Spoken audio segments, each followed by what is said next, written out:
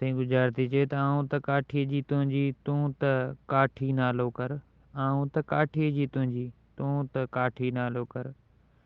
काठी जी पेती ऐं काठीअ जी आहे काठी डिघी नालो नज़र। हिकु काठी जी पेती ॿियो काठी आहे डिघी ऐं नालो नज़र। आऊं त काठीअ जी तुंहिंजी तूं त काठी नालो कर। चेदा उमर आऊं त पीए थी तुंहिंजी तूं त डिघी नज़र कर। आऊं त पीए थी तुंहिंजी तूं त डिघी नज़र कर। चेदा उमर आऊं बि तुंहिंजी पीए थी आहियां मतिलबु तुंहिंजे पीउ जो औलाद आहियां। कुझु डिघी नज़र कर कुझु हयादार। ऐं जेके बि दोस्त मुंहिंजे यूट्यूब चैनल ते नवां आया आहिनि ऐं उन्हनि खे भलीकार ऐं असांजे यूट्यूब चैनल खे सब्सक्राइब लाज़मी कयो ऐं वीडियो पूरो ॾिसो दोस्तो, वॾी महिरबानी मुंहिंजी। सरोमर मारवी गुजरात जो ॻाल्हाइण आहे। नालो मुंहिंजो मलीर में हित नालो कीअं करियां।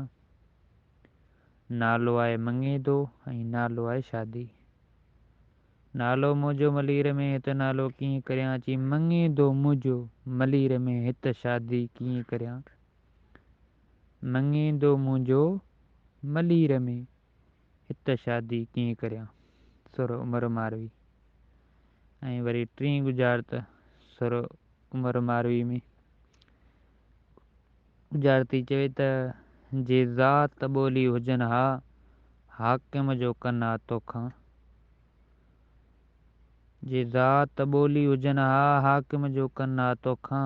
ज़ात मारूं ॿोली कोल हाकिम जो पुछाणो। सरो उमर मारवी मारल जो ॻाल्हाइणो उमर बादशाह सां। चेदा जे ज़ात ॿोली हुजनि हा हाकिम जो कन हा तोखां। चई जे मारूं कोल हुजनि हा त पुछाणो कन हा तोखां। जे मारूं कोल हुजनि हा त पुछाणो कन हा तोखां। ऐं वरी चौथी गुज़ार त सरो उमर मारवी उमर तुंहिंजो हुके जो ऐं मुंहिंजो हुके जो आहे त ज़ात। उमर तुंहिंजे हुके जो ऐं मुंहिंजे हुके जो आहे त ज़ात। हुके जो आहे पीअण ज़ात जा हाकड़ा। हाणे सरो उमर मारवी उमर तुंहिंजो हुके जो ऐं मुंहिंजो हुके जो आहे त ज़ात। उमर तुंहिंजो पीउ ऐं मुंहिंजो पीउ आहे त हिकिड़ो ज़ात जा आहिनि हाकड़ा ऐं हुके जो आहे पीअण।